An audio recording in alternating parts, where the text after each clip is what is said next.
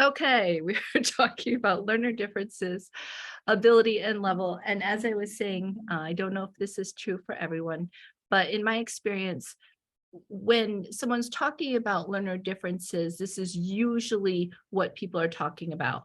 Um, Teachers. And then if they're talking about differentiation, often it's differentiation in order to appeal to these abilities and levels, but still taking into account some of the things we've talked about previously, um, learning styles, multiple intelligences, different interests and motivations. So those are definitely part of it as well.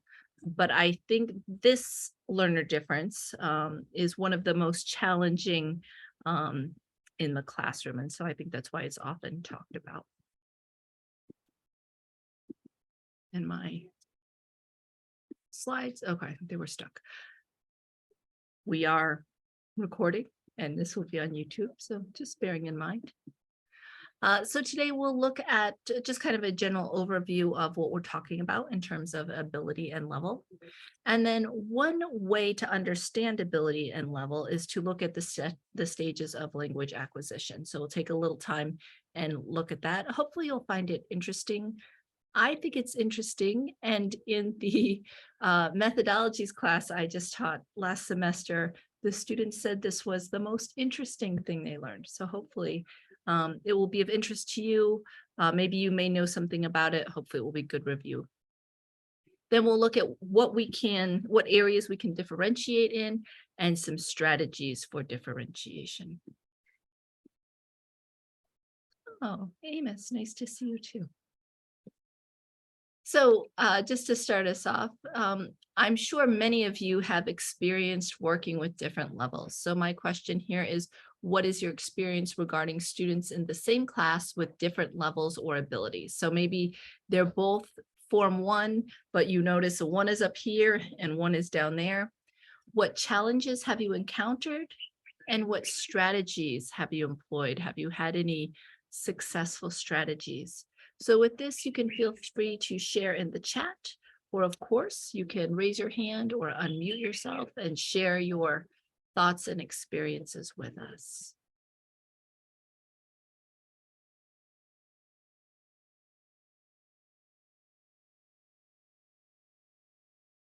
Oh, I see we've got a Molly with us too. Welcome back. Although I think he didn't hear me.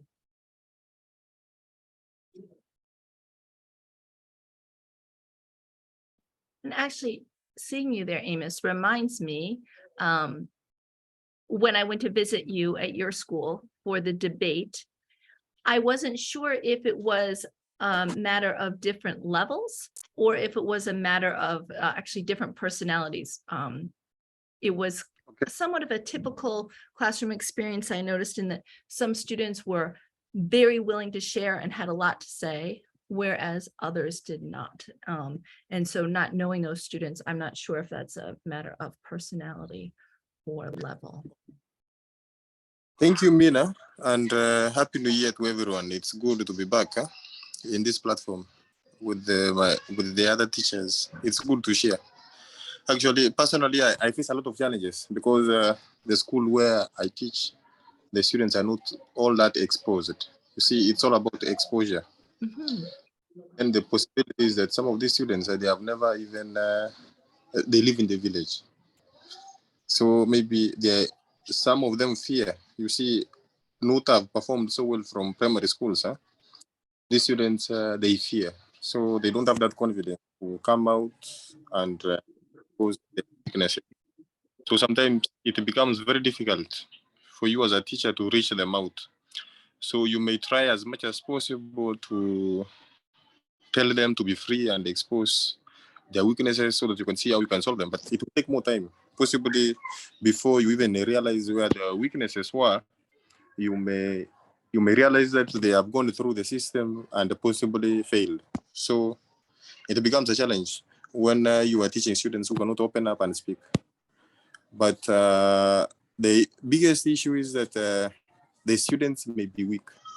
They may be low entry students who would not perform so well, so they happen to come to your school. And then you start facing a lot of challenges. Some of them may be having family issues. They may come from unstable families. Some of them may not be living with their parents. So all those issues, when they cumulatively, they bring a lot of issues. Some of them may not be coming to school daily. So it happens that you can teach the other students and you realize that there's a students, one or two, who have been away for 2 weeks. So when they come back, they may even be afraid even to tell you that why they were not in school. You see, you get that when you are handling so many issues outside the teaching, the classroom situations, now you have to handle the family issues of these students and so many other things. It becomes a challenge. Thanks for sharing, Amos. I think you've Thank you. touched on a lot of important causes that go into this, right? How much exposure they're getting to English language outside of school. For some students, it's the only exposure that they're getting, right? And that's certainly going to affect them. And then I'm glad you mentioned fear and confidence. Sometimes they might even have the ability, but their fear or their low confidence, it's what's keeping them from performing. And many issues behind that. Excellent. Thank you. Thank you, Mina. In the chat, we have some other additions. Khadija is mentioning the short attention span. That definitely has something to do with it, right? Some students can sit and listen, they can focus, they can learn, and others really struggle to do that. That is very, very relevant. Go ahead, Seth. Do you see you've got your hand up?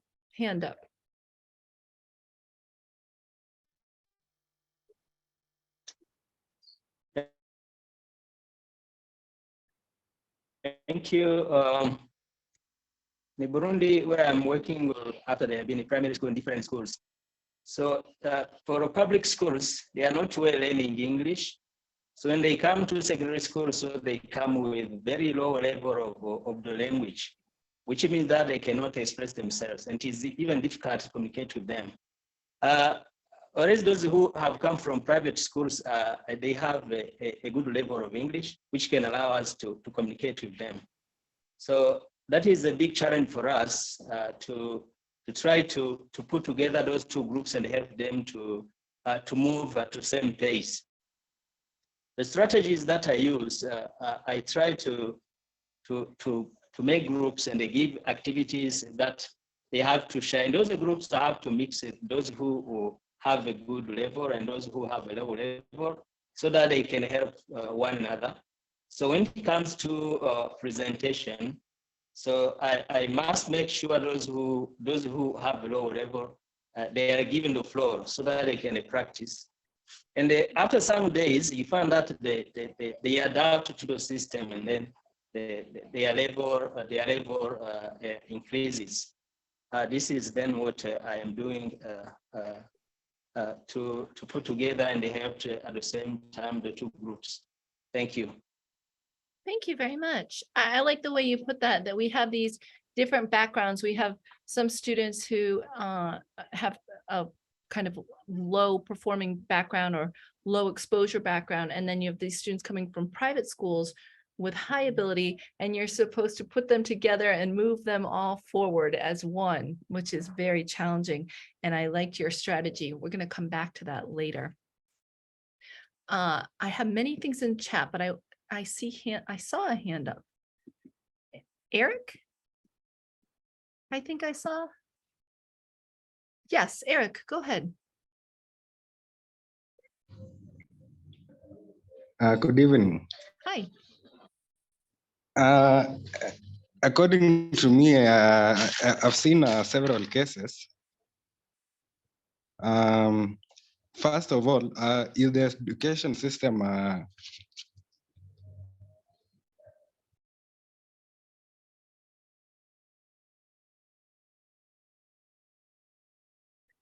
Eric, I think you muted yourself by accident.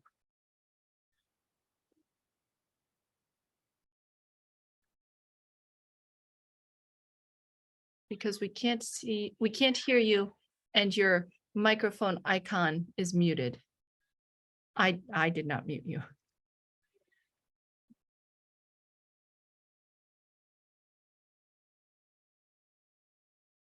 Okay, we will come back to Eric, or Eric, come back to us when you're ready. I'll go back to the chat. So we have Khadijah mentioned attention span. Irene says there are very fast learners while others are slow, right? Remember, we were looking at those multiple intelligences. Some people have this verbal intelligence that makes English learning very easy for them, right? And it doesn't mean that others are stupid, but maybe their intelligences are somewhere else, right? So yeah, pairing the two abilities is useful. Good, it's similar to the strategy mentioned by Seth. Khadijah adds, there are those who have trouble executing instructions. Yes, if told to do more than one thing at a time, and there's who can execute multiple tasks. Yes, there's some that you have to kind of watch the student each step and then make sure they move on to the next, where others, they hear it the first time and they just go. Oh, absolutely. Audrey says some are slow learners, which makes it hard to move on with the syllabus in period required. So I came up with the remedial strategy to help them move at the same pace with other learners. So Audrey, I'm curious if this remedial strategy means that you're meeting with them outside of class to help them keep up. Tell us more. Jeffrey says there are those that are introverts and are not willing to share their thoughts, and those that are extroverts who are willing to share their point of view. That's a great point, Jeffrey. Often those silent students, we wonder about their ability. Actually, I was just thinking about this today. We're doing exams, and I have certain students who always share what their answers are and always want to talk. And so I always think, these are the students who are going to do well on the test. And they do well on the test, but I noticed that the top tests were people whose voices I've never heard. Go ahead. Eric, you're back. Go ahead. Okay, I was just suggesting that maybe the current curriculum, is it testing the general or overall capabilities of these students, or is just inclined to a specific subject or topic? Maybe when we are setting some certain tests, you are setting according to what you may be understanding, but you don't understand from the student perspective. Excellent. Yes, that is definitely an issue with assessment, right? That assessment is not always entirely reliable. Yeah, and it's done from our perspective, and so may not always reflect our students accurately. Okay, Nancy says, I haven't experienced this personally, but would like to share my experience with my child's class, which sat for his final exams last year. The teachers chose to rush the syllable and left the slow learners behind. This happens. The results indicated the same, unfortunately, and there was a huge gap between the fast and slow learners. Yes, I think this happens very often, right? As teachers, we're under a lot of pressure to complete everything, and that often leaves people behind. Antonine says some learn quite fast and so get bored when they think they have nothing new to learn, for which I give extra work to keep learning. Yeah, a lot of times we think of those fast learners as not being a challenge because they learn quickly, but they can also become bored and possibly even disruptive when they become bored like that. Nancy Wambora says the difference I've most encountered when teaching English is the effect of first language. There are those students who have an accent, and when they speak, it sounds funny. Hence, most of the time others laugh at them. I discourage my learners from laughing in order to avoid shutting those who want to practice this speaking the language. Yes, very good. This speaks directly to what Amos mentioned earlier about that confidence, right? Anne says the fast learner gets bored easily and often they are over energetic, so they disrupt the class. Yes, so we need to make sure that they are occupied. Austin wishes us a happy new year and wants to make sure we have all joined the group, which is a fabulous group to be part of, full of information and entertainment. Okay, Amali, I know you're in a new system now too, so you're bringing in your experience here. And I see you have a new suit for your new context. Looking very nice. Learners in Cambridge curriculum know how to speak very well, but their writing and response to questions is not as expected. That's interesting. You would expect their writing to be good. Okay. So you're coming from a situation with good speaking, but issues with, or good writing, but issues with speaking. That's very interesting. I think a lot of times we think of these private situations as being high in everything, but that's an interesting perspective. Okay, Eunice, I like how you phrase this. There are learners who take longer time to grasp some content. It becomes a challenge, right? It becomes stressful too. To teachers also, as we're trying to get through that curriculum that we're responsible for. Khadijah, nice strategy. We can use fast learners to coach the slow learners. Peer learning teaching is very effective. You are absolutely right. And we're going to come back to that. And giving them remedial classes. Excellent. CISA says, oh, many message. Having varied abilities is a bit challenging. Yes, it's hard to cater to all these abilities. So you put your learners in heterogeneous groups and allow them to express themselves in the best way they're comfortable. I like that. So we are going to talk a little bit about grouping today, and I've seen two strategies here. We're going to talk about them a little bit today, and we'll be looking more at that next week. Oh, I've caught up. Okay, I've caught up on all the chats. Excellent. So those are some great perspectives. I think you guys have raised the issues that most of us have dealt with, and we already have some great suggestions about strategies for dealing with these. And also there is personality issues such as laziness. Yes, right. We have people who are just naturally high achievers and those who are just, right. It's really hard to get them motivated. Okay, so just to make sure we're on the same page, with one more chat. Janet says it's very stressful. Yes, especially where your learners are varied. A teacher may not be able to cater for all. I use other students in group work or create some extra time for the low achievers. Excellent strategies, Janet. And yes, it is really stressful, right? As teachers, we want to make sure that all of our students' needs are met. Margot, I like your background between the two flags. Very international, bilingual. All right, so for level and stage, just to make sure we're kind of on the same page here. So basically, I think we all know what we're talking about, that we have students who are in the same class, they're supposed to be in the same grade, they're being taught the same content, but we notice that their language proficiency is not equal. Students that are highly proficient in the same class with students that are barely able to communicate.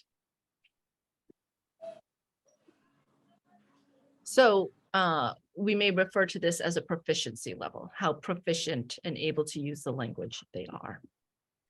One way we may group them is as beginners, intermediate, advanced, high beginner, low beginner. We have words like this. Something that may be a little more exact would be the SEPHR levels, or put out by the Common European Framework, which has, I put B2 twice, A1, B2, B1, B2, C1, C2. If you go online, there's nice descriptors of these levels. And I find one of the nice things, that they're clear descriptors. You can find very general ones, or you can find very specific descriptors if you really want to closely analyze. And it's nice because you can use these descriptors to compare across different contexts. And these descriptors also work for different languages. So if you are also teaching French or German or Kiswahili, that you can apply these same levels. They're about what learners can do, what they can communicate in the language. Something we're going to look at today, another way for us to understand level is to look at the stage of acquisition. And so the stage of acquisition, I should know, is also related to language production. We may find that learners who can't really speak actually do have a good understanding of language. They might be able to read or listen to language very well and understand, but struggle to communicate in terms of speaking and possibly writing as well. But since in the classroom and in life, speaking tends to be how we assess someone, not exactly in a test, but if you're in a classroom and you're asking questions, we think of the students who speak up and speak out as the highly proficient ones. Or if we meet someone on the street, we talk to them and we might assess their language through how they speak to us. So we're going to look at this. This isn't, again, this isn't the only way to look at level or ability, but is one of the most apparent ways. And looking at this may help us understand what's going on a little bit with our learners. So we have our stages of acquisition, and we're going to be looking at the stages of second language acquisition or any other language than first language acquisition. So we're not talking about first language acquisition. We're talking about language that is learned after the mother tongue. And I have this visual here that I find helpful. So learning to speak in another language is like learning to walk. And so we have these 5 stages here of learning to walk, and we'll be looking at these stages of speaking in a new language. These are the 5 levels here. We start with pre-production, moving up to early production, speech emergence, intermediate fluency, and advanced fluency. So here, pre-production, they're not really speaking. And just like here, we have this baby who can only sit. And then when we're talking about advanced fluency, this kid is just walking, running, completely able to do what they need to do. So as we look at these different stages, we'll be examining them in terms of what can the learner do at this stage, how long does this stage last, and what are some appropriate tasks we can ask these learners to do. All right, so first we have pre-production. So that then the title helps us kind of think, well, what it means before production. They're not actually really producing much language. And this stage usually lasts 0 to 6 months. Now, I want to be very clear here that this is not their age. This does not mean 0 to 6 months of age. This is 0 to 6 months of language learning or language study. So we imagine the first time this child starts to learn language in school. Now, the reason it might take 0 time is because of background. The student might have parents who speak a little bit of English at home, so they've been exposed. Maybe they watch a lot of English TV at home, and so they come in, and even though they are beginners, they have had 0 time in class, they already are producing. So it is possible that some learners go immediately to production. But others, it may take up to 6 months before they're actually really producing language. This learner has very little comprehension. They can't really understand very much at all because they've had very little study with the language. They do not speak. They might be able to say like their name or yes or something like that, but it's nothing really meaningful. If they understand, they can communicate through gestures, nodding, pointing, drawing. So let's imagine, I'm not sure in Kenya what grade you start teaching English at, but let's imagine that first grade where you start that. And so maybe you've introduced the alphabet, and so you ask students to point at the letter B, or maybe they can draw the letter C, or maybe you say, okay, here's the letter D, draw something that starts with a D, and they draw a dog, something like this. So they are able, just because they have no language doesn't mean they can't do anything. They can do things, it's just very limited. What do these students need? They need basic vocabulary. They can't even begin to do anything until they have some basic vocabulary. They need some basic nouns, some basic verbs, so that they can start to put things together. At pre-primary level, wow, okay, so even before they come to primary school, wow, they get an early start, which is good. Thank you. So if we have students at this level, and so it's important to know, so it seems that in pre-primary is where we should find these learners, but I'm sure many of you have found that you have learners who are in primary school who are at this level. And it is possible that you may be teaching secondary school and feel like you have learners who are at this level. We know there's many reasons for that. And it's frustrating, right? This is the most basic level. It shouldn't last that long. It usually lasts 0 to 6 months, but if learning is interrupted If there's some kind of problem, maybe as was mentioned, family problems at home, so students aren't focusing in class. Maybe they're not getting enough to eat, and so they're not able to think. There's many reasons, right? But things we can ask these students to do is to point, to show something like, show me your book, show me your hand. And then we can ask yes, no questions at which they can nod or shake their heads. All right. So from there, we move to early production. So we see that there's some motion happening here, some forward movement. It's not exactly speaking, just as this is not exactly walking, but they're showing some progress, right? And usually this lasts from about 6 months to a year. And so if everything went well in pre-primary, by the time they get to primary, hopefully learners would be at this this early production stage. Of course, it doesn't always work that way.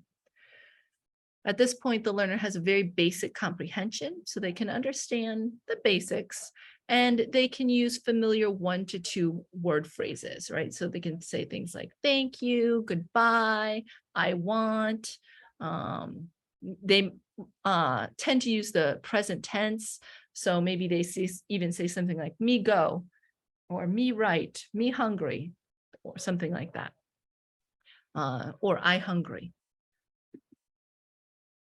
So we can ask them to do some things. So we can ask them maybe some what questions. So maybe we have a picture and we can say, what is this? And they could say apple or whatever.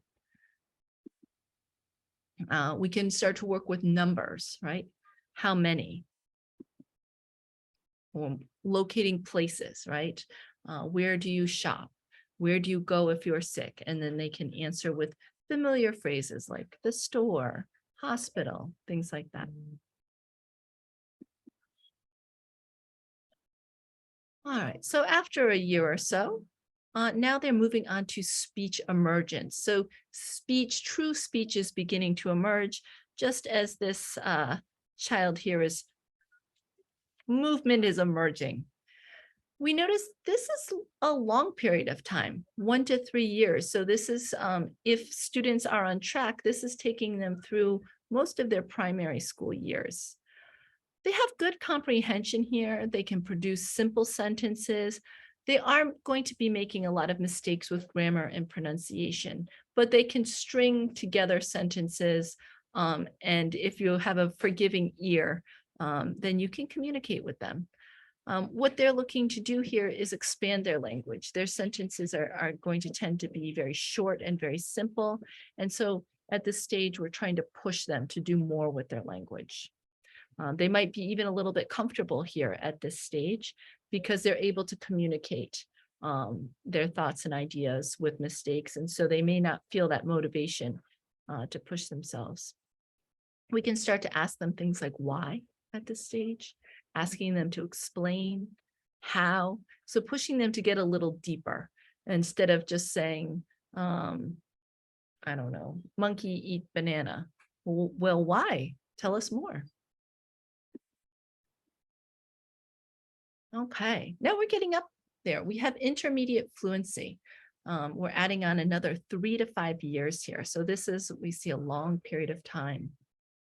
Yeah, I think that's a great idea, Khadija. Oh, I love, and scrapbooks are also very fun. Do tell us why you suggest this. I like this idea. I love scrapbooks, and I have some ideas why it's a good idea. I want to know why you think it is. So here, intermediate, we see this guy is walking. It's not great, but he's moving.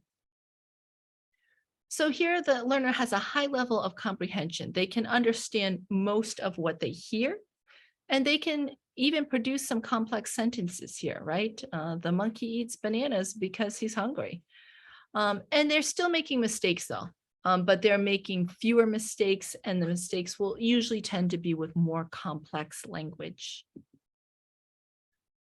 So the things we can ask this learner to do are more complicated. We can start to use imaginary situations. What if? a deeper why kind of question and pushing them to tell me more. Because at this point, we want them again to keep pushing themselves with their language. They're able to do a pretty good amount with their language. Again, it's easy if we don't push them for them to be comfortable at this level. Okay. And finally, we have advanced fluency. This is a long period of time. And I will say between intermediate fluency and advanced fluency, I've noticed learners often get frustrated. They often have said to me, I don't feel like my language is improving because they've come so far. In the beginning, it's very easy to see improvement with your language. And when they get up to this level, they don't see the improvement so quickly. And it's happening over a long period of time. So we need to assure them that it's still happening. And we need to keep pushing them with this. So here, the learner has total comprehension of what they hear. They have full language proficiency. It is almost like a native speaker. Not quite, but very, very proficiency, very, very proficient.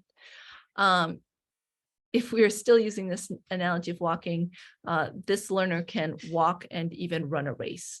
They probably won't win the race, but they can give it a good shot. They can do things like summarizing, they can debate and explain their decisions, they can go into great detail.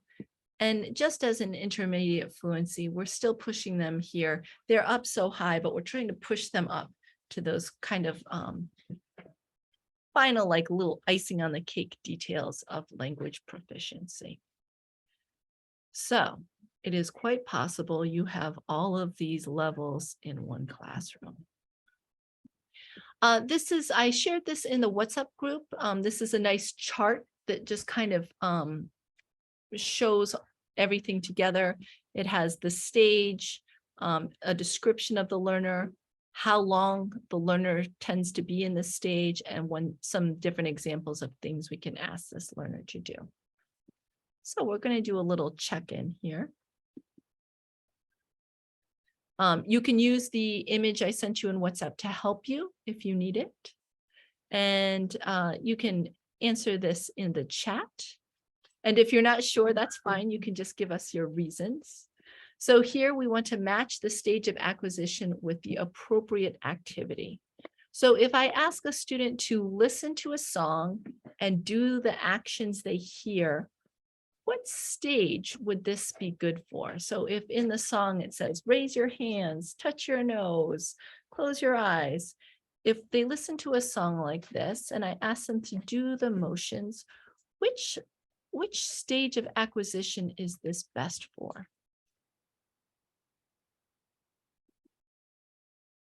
All right, Nancy is the first to jump in there.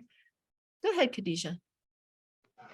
Pre-production. Okay, you were agreeing with Nancy, as to Margot. Since I have you speaking, Khadijah, do you want to tell us why you think so?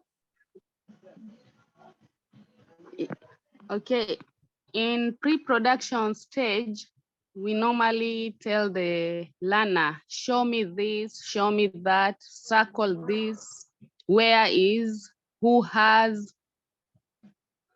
Excellent. And since the learner has minimal comprehension, it will be very easy for the learner to do the actions. Excellent. That is a great explanation. All right. In the Thank you. chat, most of you chose pre-production, and I agree. If you chose early production, you're not wrong. This would be a fine thing for early production students to do, but I would say early production students could do more. But this would be a great warm-up for early production. For pre-production students, this is kind of the perfect activity because it's one of the only ways they have to show they comprehend, right? So they can show, oh, I understand that by pointing. Oops, I missed something in the chat. Margot's explanation. Excellent. Thank you, Margot. All right, next question we have here.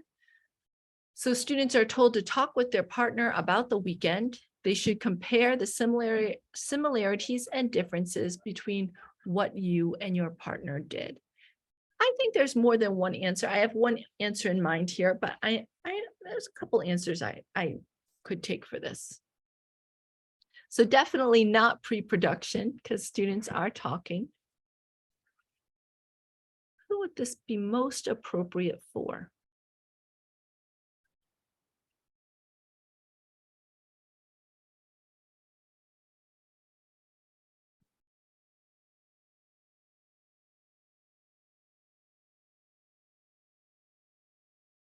Go ahead, Caroline.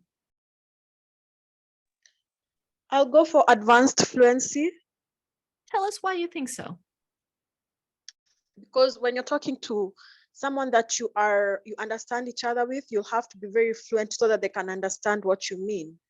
So that's why I chose advanced fluency. The skills that you have, that you apply, and the strategy will be a little bit advanced for your person that you're with to understand exactly what you mean. Excellent. That is some good reasoning. I will point out something you yourself said, which was a little advanced. Let's see what we have here in the chat. I see advanced, speech emergence, intermediate, intermediate, intermediate, intermediate, definitely not pre-production. Good. Because it needs deep analysis and reasoning. All right, so I see a bunch of people agreeing with Caroline, and then I see a lot of intermediate fluency. I also had intermediate fluency. So Caroline and others who chose advanced, you are not wrong. It is a perfectly acceptable thing for advanced learners to do. Go ahead, Amali. Oh, sorry, actually, I just don't. Did you put your hand up by accident? Because of the high tension and they can use imaginary situations. So my answer is intermediate fluency. Okay, very good. So you're really matching that description. Very good. Thank you. Modesta, do you want to add on to that? Yes, my answer was also intermediate fluencies because it's just a way of how you are trying to explain to yourself as in at the beginner level on how you want to explain to yourself with the other person, just getting the small talk there. Very good. Thank you. So those were some great explanations. I have to say I didn't see any bad guesses. I saw one or two people say speech emergence, and it wouldn't be wrong to ask them to do this. We would just want to keep in mind that those doing speech emergence, their answers would be very simple. If I were doing this with speech emergence level, I might have like a word bank or some sentence stems to assist them and support them. But the complexity here, I think, is right on with intermediate fluency. It's complex, but it is not super advanced. But it would be a fine activity for advanced fluency students to do. They could definitely do it, but we might even add something in for advanced fluency students to make it a little bit more challenging. We might ask them then to report back maybe what their partner said, just to make it a little more challenging for them. Excellent. All right, next one. Think about your favorite sport. Tell your partner 3 things about this sport. So who might this be best for? Again, definitely not pre-production because they have to tell their partner 3 things. And I could see an argument for a couple different stages. I have one specific one in mind. If you don't get it exactly as I have it, don't worry.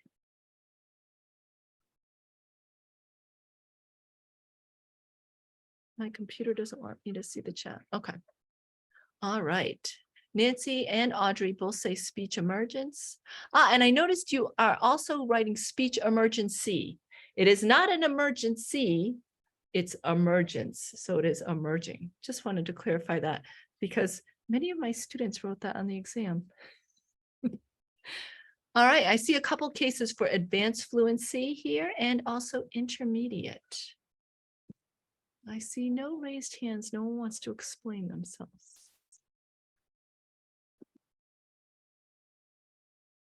Okay. Oh, we have another answer here.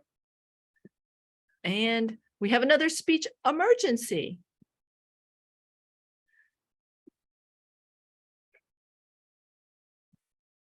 Okay.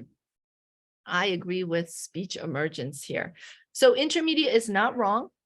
I think it's the phrasing here, right? So tell your partner 3 things about the sport. This could be pretty simple, right? Let's imagine somebody says, football is my favorite sport. They can construct some pretty basic sentences here. Football, we play with a ball. We play on the pitch. The team has, I don't know how many players are on a soccer team, but they can make some pretty basic sentences there. Of course, so, oh, okay.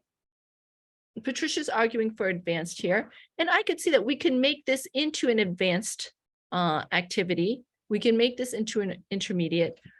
If I were doing this with these level students, intermediate and advanced, I would make the instructions a little different because here they can just produce simple sentences. It doesn't require any kind of complex sentences. And if I'm pushing my intermediate or advanced students, my instructions need to push them, right? So if I'm doing this with higher level students, I might ask them to tell more things. I might ask them to maybe use some adverbs like usually, occasionally, always. I might ask them to do more to make sure the language they produce is at the level I want them to be. Oh, there's 11. Okay. So they could say, the team has 11 players. Pretty simple sentence. Okay, to explore the argument for the sport. Good.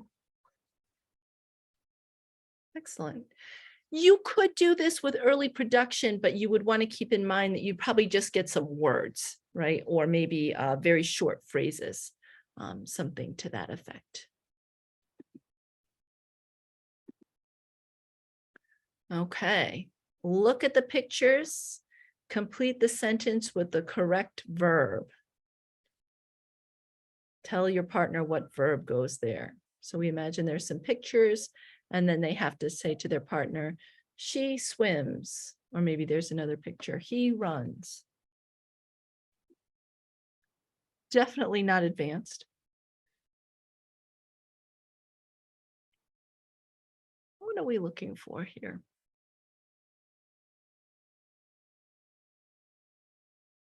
And it doesn't say in the instructions, but I do want them to speak it.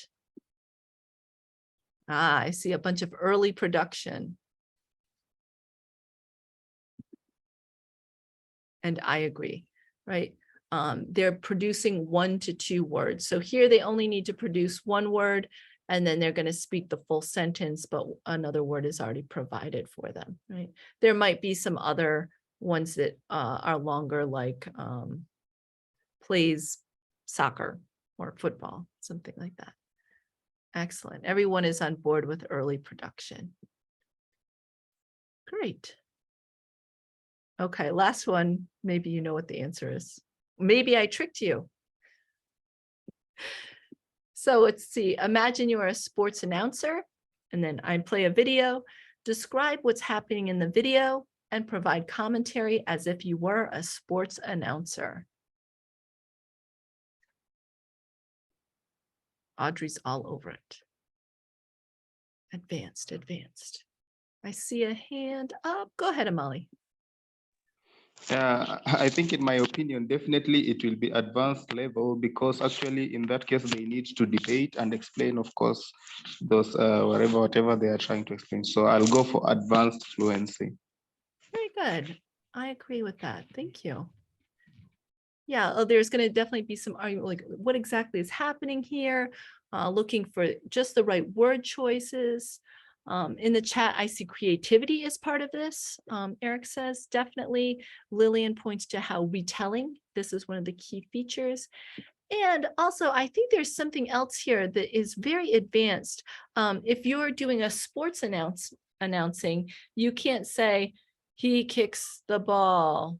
He is running. He blocked the ball. No, sports announcers need to speak with intonation and feeling. So if students are really going to do this, they're going to need some of those advanced pronunciation features as well. So yeah, this is definitely some advanced work. And yeah, the creativity makes it a bit difficult too. Well, let me give us some satisfaction here.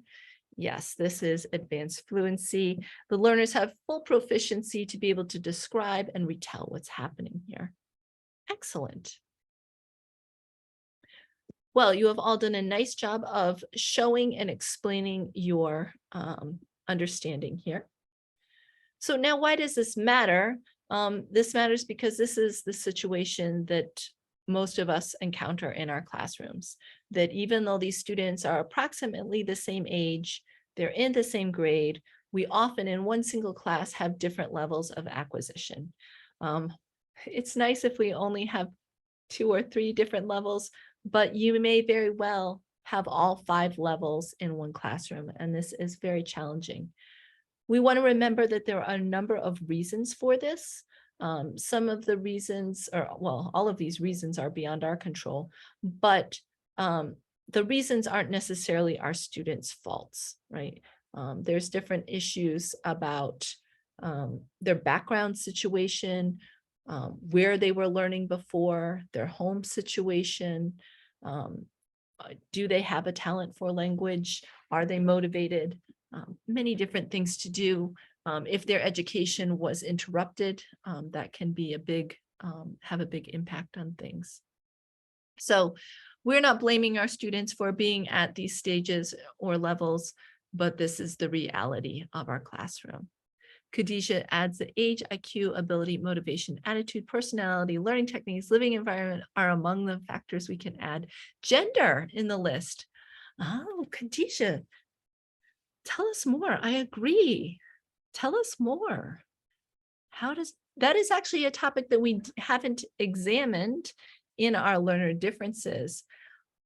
I feel like if somebody wants to present on that, that would be a great topic for presentation. All right, so for whatever reasons, I hear a voice. Is it Khadijah? Are you about to tell us more?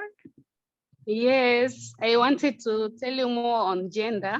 Yes, please. In some communities, it is sad to say that still in 21st century, we have some parents, maybe in some communities, who will not allow girls to attend classes. Maybe they will not allow girls to learn a new language. So gender is also a factor. Absolutely correct, right? Or maybe even if they do go to school, when they come home, instead of letting them study or do their homework, maybe they have chores to do like cleaning or cooking, right? And so they're not allowed.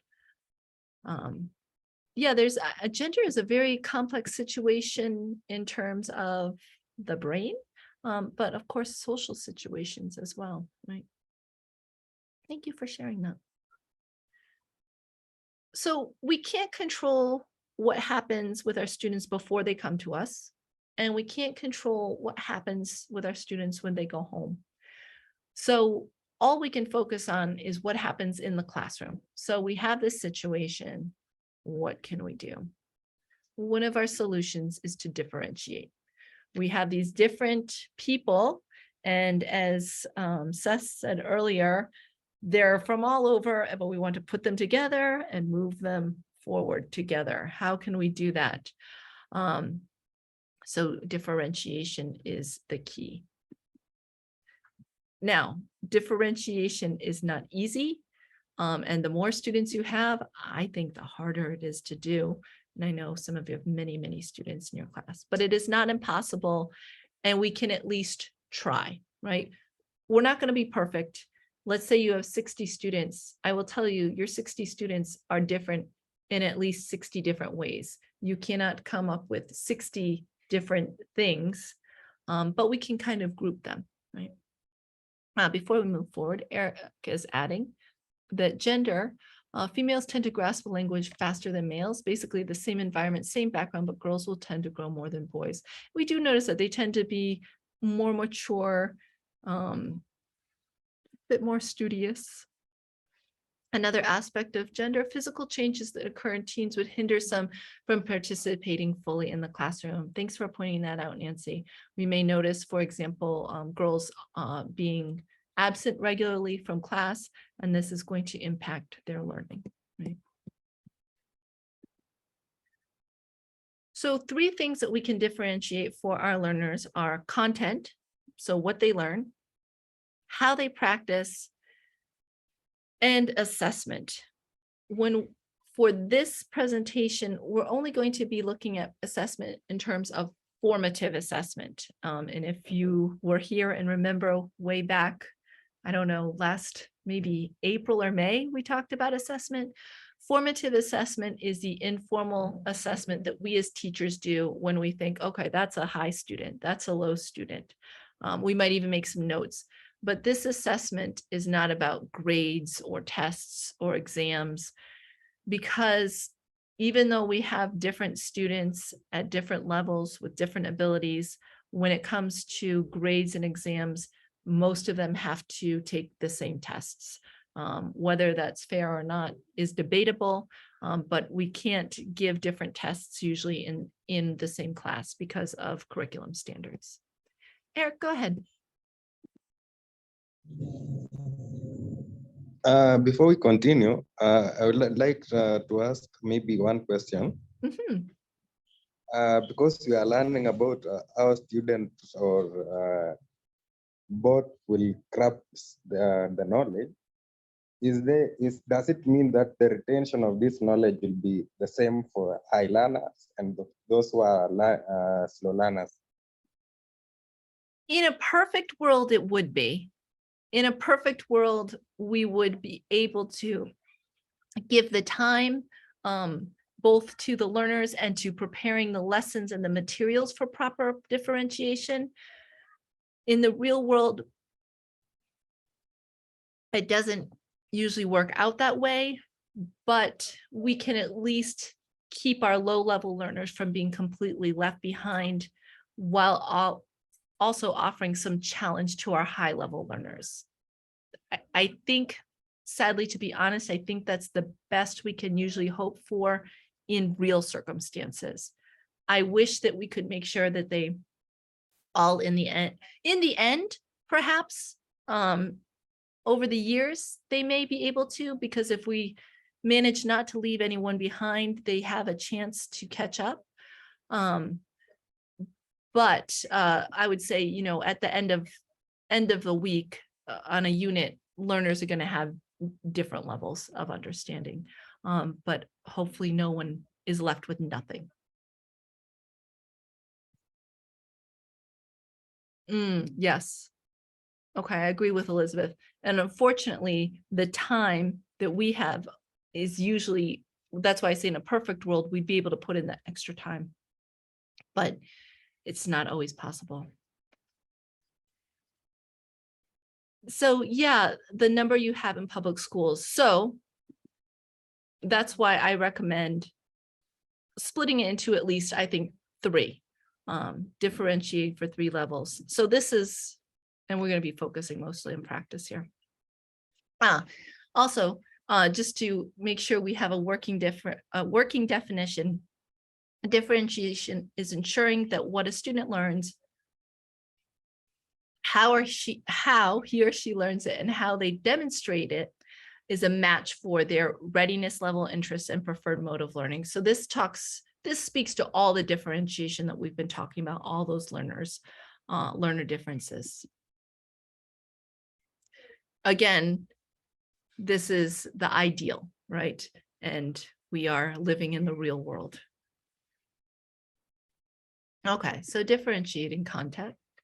So according to the research and literature, when we're dealing with the content, you might feel tempted to give low-level learners easier content, medium-level learners medium content, and high-level learners higher content, but that is not usually how we do it. Ah, yes, knowing the students. Yeah, absolutely, Cisa.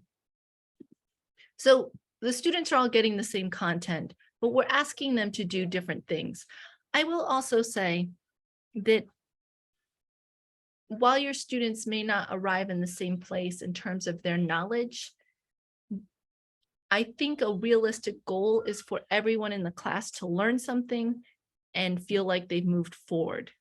Maybe they haven't moved forward far enough, but they haven't just stayed still and they haven't fallen backwards. I think that is a realistic goal.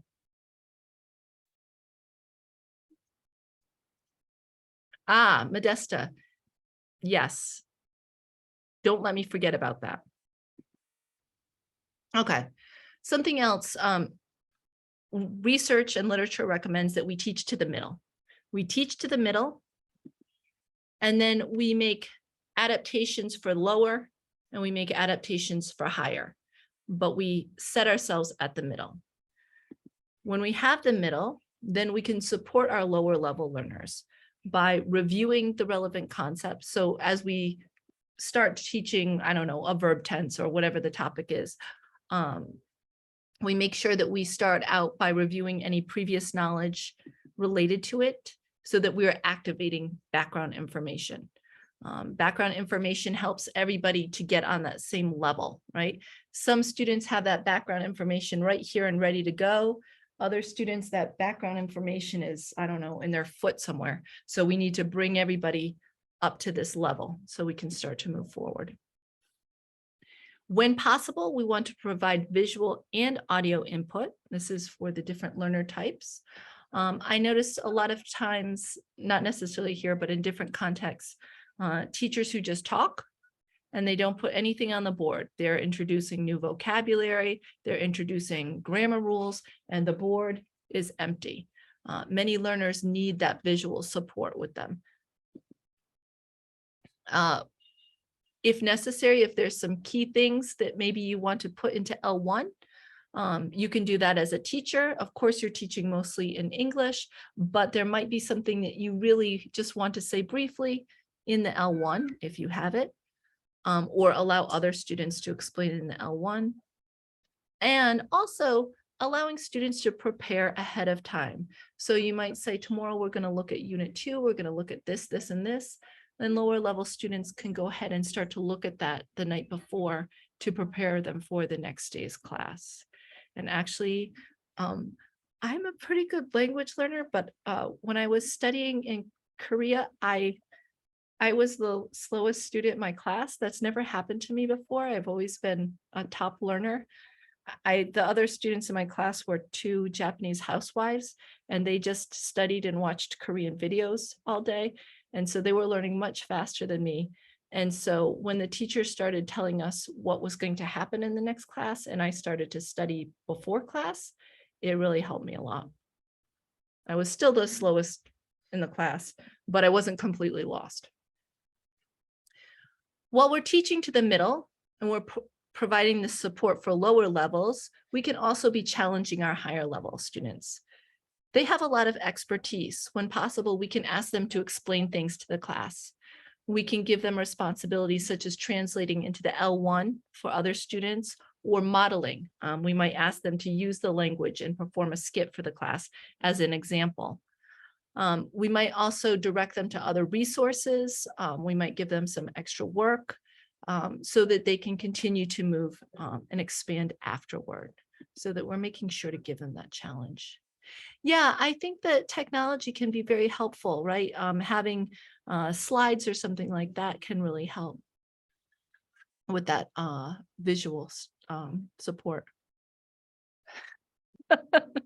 Yes, Nancy, that's what I imagined too. I was going to work all day and these ladies were just watching soap operas. Yeah, Khadijah, I like that too. That's excellent, right?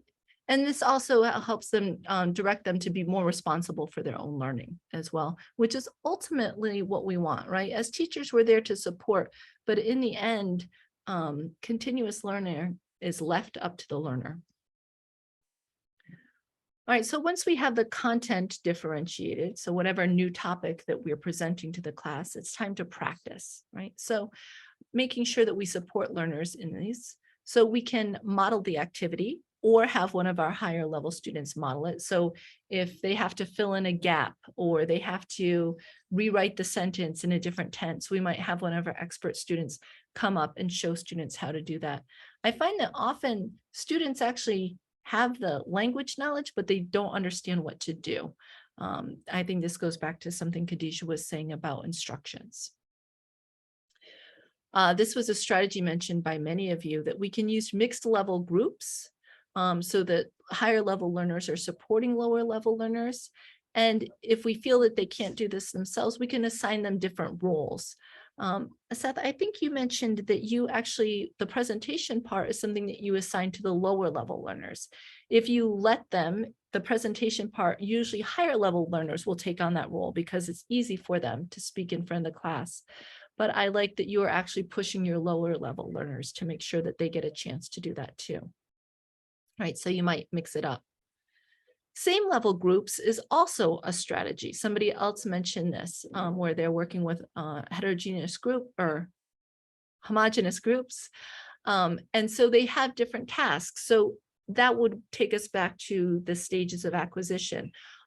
One group might be if we're talking about, okay, a favorite sport, you might put some lower levels together and they have to brainstorm vocabulary related to the sport.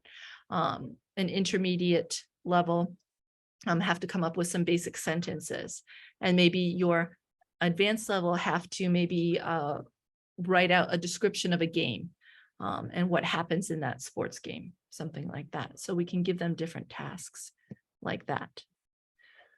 Whenever possible, we can give choices in product and quantity. So we might say, okay, we're going to listen to this. You're going to show your understanding. You can either draw what happens, you can speak and make a recording of what happens, or you can write down what happens in 5 sentences. If we had a worksheet, we might say, okay, you must, maybe there's 20 examples, you must do at least 10 of them. Right, so that means our lowest levels are going to do 10. Our intermediates will probably do a little more, and our advanced students will probably finish the whole worksheet. And if we let them choose whichever ones they want, if there's something that's really tricky, it gives students a chance to skip the tricky ones and focus on getting good at maybe the easier ones.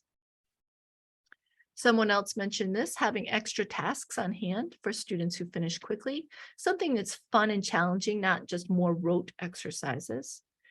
And we want to support our learners by allowing dictionaries, translators, or a little bit of L1 as needed, right? Especially in terms of explaining concepts or instructions. We don't want students to fall behind just because there's something they don't understand. Yeah, which is what we want, Khadijah, right? We don't want a student to sit there quietly because there's nothing they can do. It's better to give them something they can do.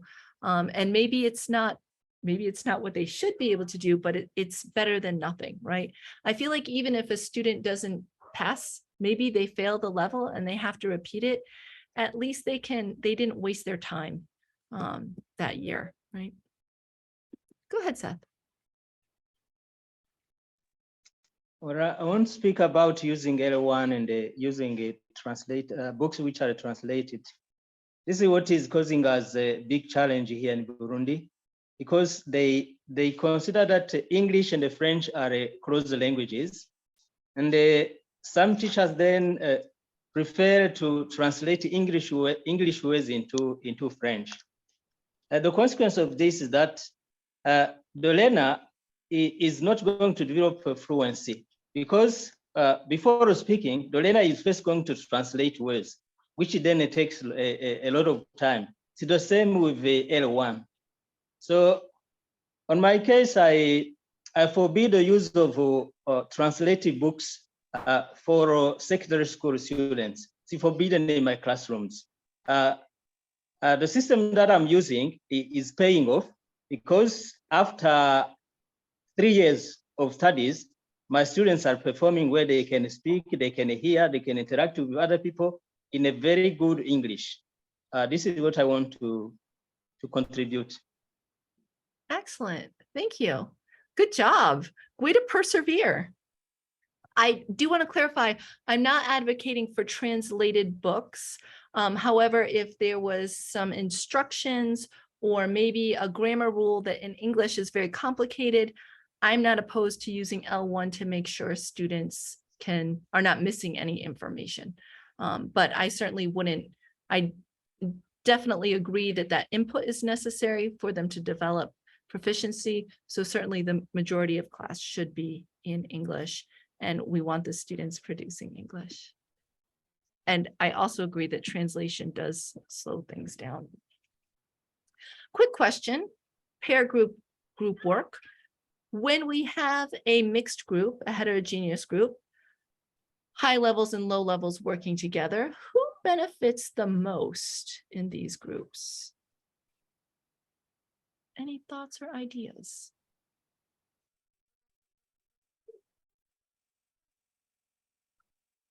Go ahead, Modesta. Okay, in my case, for my students, when I do that way, you'll always tend to see that the high level groups will do most of the work, but the low level people will just be in the group because they're in the group. So I guess the people will benefit most will be the high level ones, and the low level ones won't benefit. Very good. In my case. In your case, yes. Yeah, so you've noticed this. Good. Yes. Oh, excellent. Lorian, I didn't know you were here. Go ahead. Thank you, Mina. But I choose to speak later because mine will be coming. Of course, this is really a question. I think you showed us this slide, and then the question come because I met this challenge today. I would just want to hear from what they say, and I can also say something later. Okay, you're gonna wait. Okay. Yeah, I'm gonna wait. Oh, interesting. In the chat, I see both. Elizabeth says, on one end, the low learners who get modeling from the others. Audrey says the high one, agreeing with Modesta. Margot says both. Anne says both. Low levels gain knowledge while the high one gets practice and firm up what they've learned. Nancy is going with both. About the Feynman technique. Which is great for fast learners. Janet says, I want to know more about this, Nancy. Janet says both high level add more knowledge while low level will grasp something. Audrey says they will be much dominant and can't allow the low level to participate. I see what you're saying. Khadijah says low. Lillian says both learn and accept differences, both if they're open-minded. Okay, I agree that both benefit. However, who benefits most? And so I guess it's unfair that I put both. Khadijah, go ahead, and then we can see what Lorian is waiting to share with us. Go ahead, Khadijah. Okay, thank you. I think the low-level students will benefit most since the high-level students will be very busy guiding and coaching them. So the low-level student will get more time to practice. That's very my take. logical. Thank you. And then Mary says all benefit as high learners gain practice and low levels are able to interact. And then I see a lot more both. Okay. And then Janet says high levels because they continue to master content. Judith, go ahead. I believe both benefit because it may not be just in terms of content. While the high-level learners are teaching the other ones, they're also gaining skills, lifelong skills that will help them confidence and all that. And the low-level learners are also gaining how to do it from them. So it's both content and practice. And if instructions are given clearly by the teacher, then all of them would really benefit in terms of the objectives that are set for that class.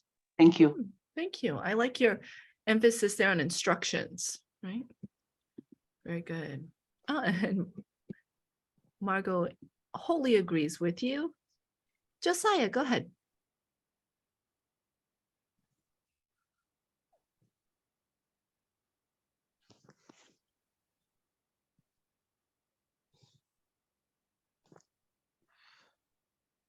Josiah, I see Hello. your- oh, go ahead. Hi.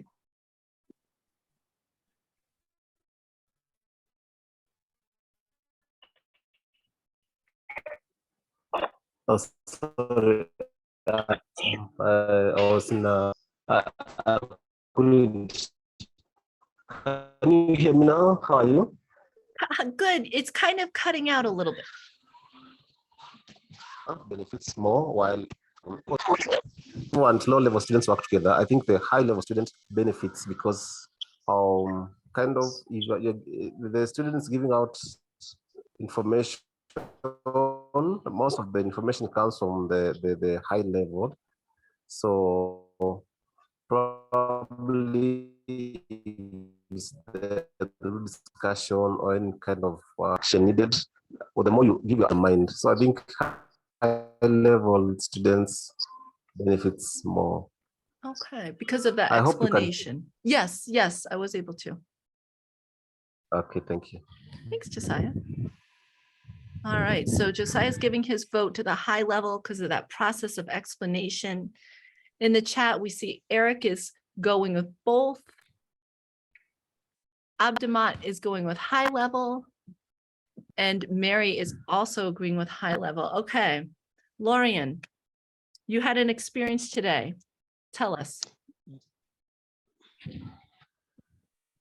Thank you. Thank you very much. Yeah, I will be agreeing. Before actually, I will be agreeing with people, some teachers who say that the higher level students benefit more because he's given an opportunity to share and explain to the lower level students.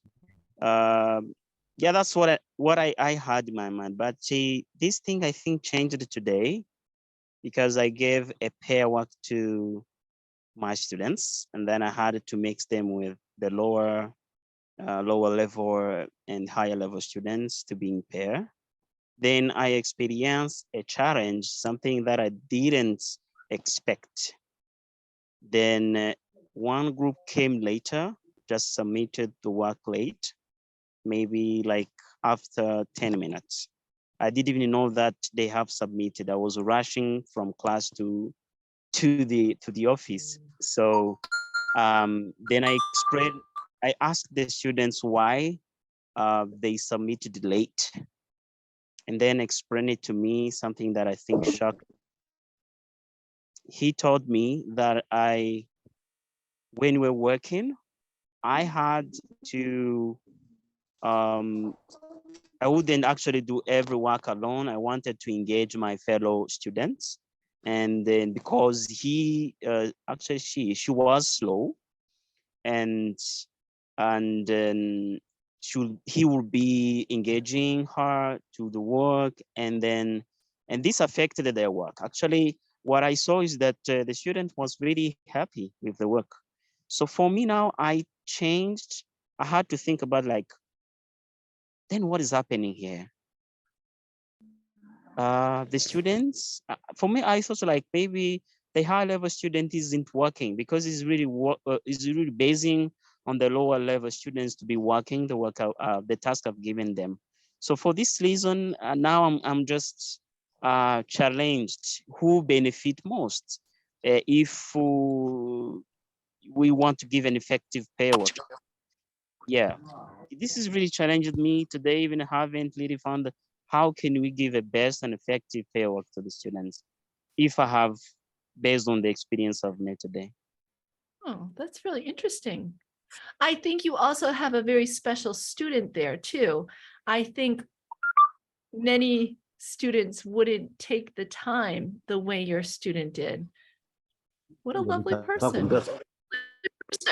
Alafu jadi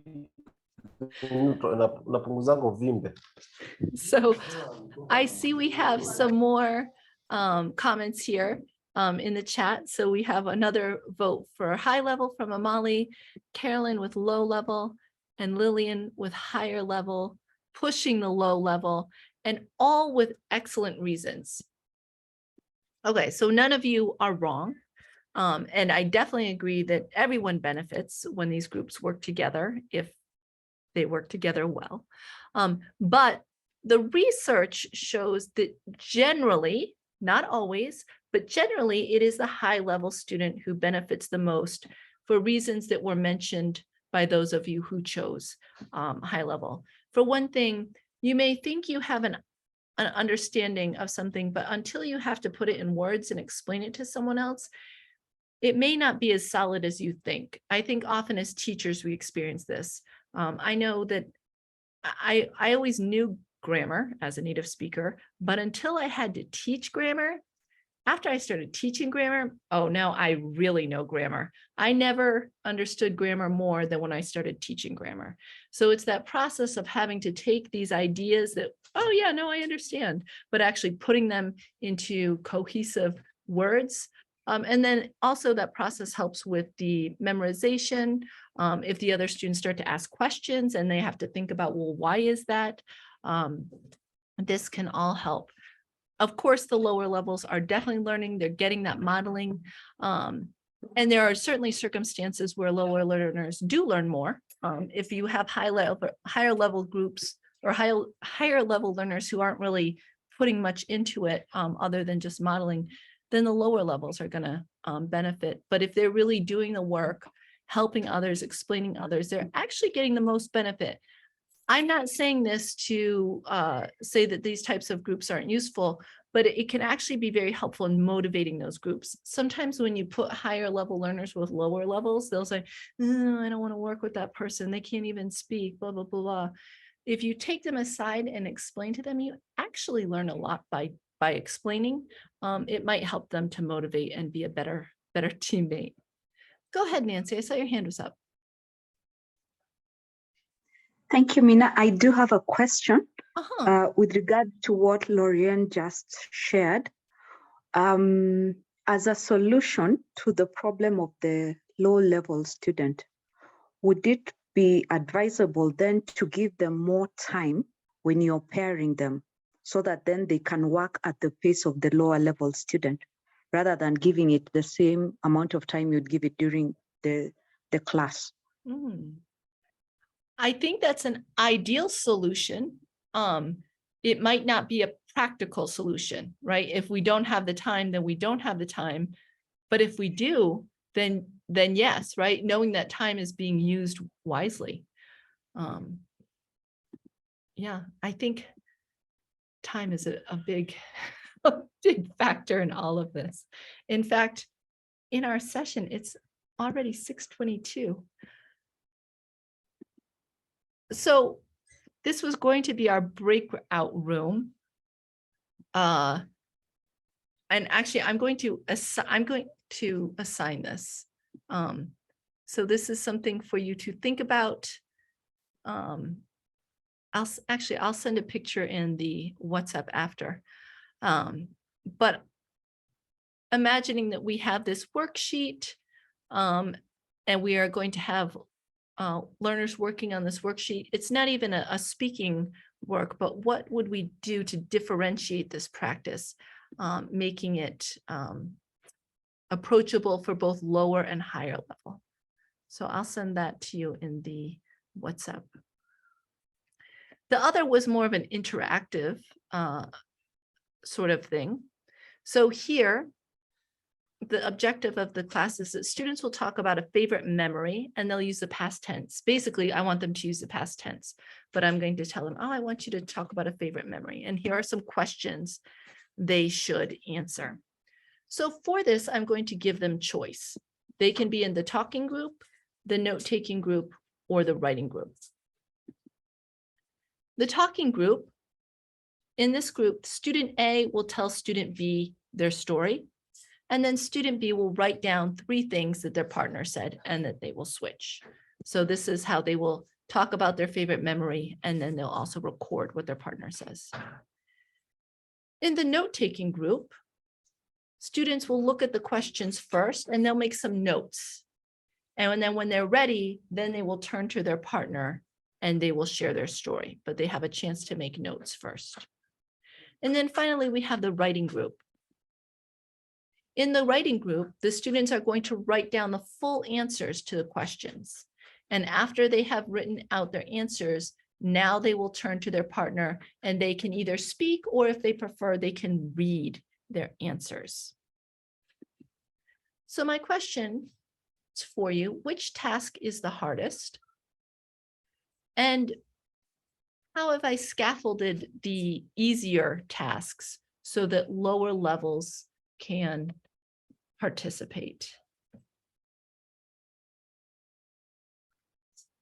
And we are going to do this a bit quickly because of time. So let's take the first question. Which one of these is the most challenging to do? We have talking, note-taking, or writing.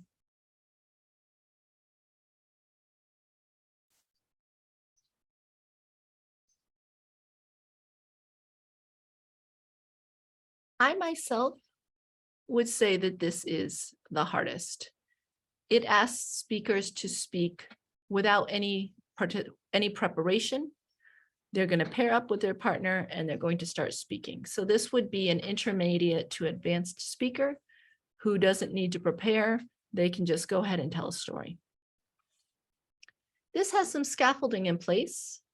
There's some time for the student to think about what they want, time to kind of take notes on keywords and phrases, and then use those to support their answer. And this is the most scaffolded. This allows the learner to think, to write down, to see their mistakes, change their mistakes, and then use that support for their speaking. Now, this goes back to answering a question that was asked earlier, which is, won't there be a problem if students know that they've been separated into groups? You're low, you're medium, and you're high. In this, students get to choose their own group. And so there's not a problem here. So if we allow choices for tasks and students can choose to their level, we don't have to have that concern about, oh, my teacher said I'm low level, and then feeling bad about that because they have selected that for themselves. They have chosen something easy and that's supported, right? There might be other situations where we can't do that. We might use the support of grades and say, okay, everyone who got this grade on the exam will be in this group, everybody with these grades, something like that.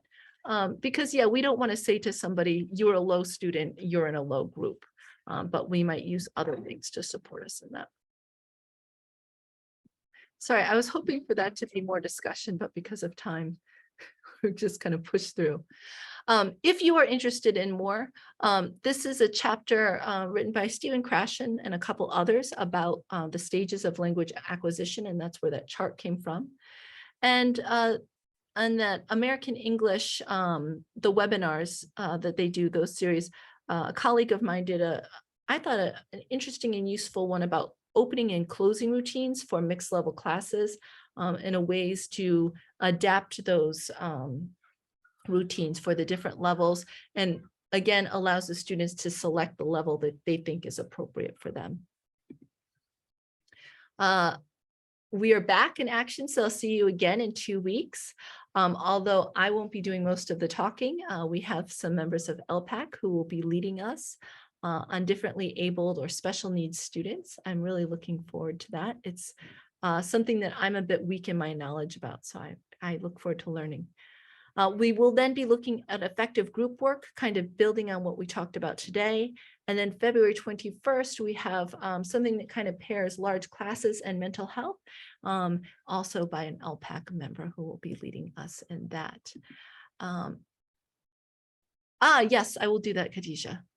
I'm going to turn this over to Austin, who has some things to share with us. And I'm sorry, Austin, for pushing us right up to the end of the time. But we had great discussion. Okay, thank you, Mina, and Happy New Year to everyone. Great to see you all. And I can see our numbers are growing well, which is quite okay. And for those who are joining us, this event has been organized by the US Department of State through the Regional English Language Office, under which Mina works in. And of course, this is being supported by the US Embassy and coordinated by LPAC. For those who are not aware, ELPAC is English Language Professional Association of Kenya. And we run a number of initiatives. And for those who might want to get to know more, I've just shared my number there. Then for these sessions, we do them every 2 weeks. There's also another session that we plan in which it will be for the professional development of teachers. This session will be done by ELPAC officials. So also that one, we are going to share the details. We do it after every 2 months.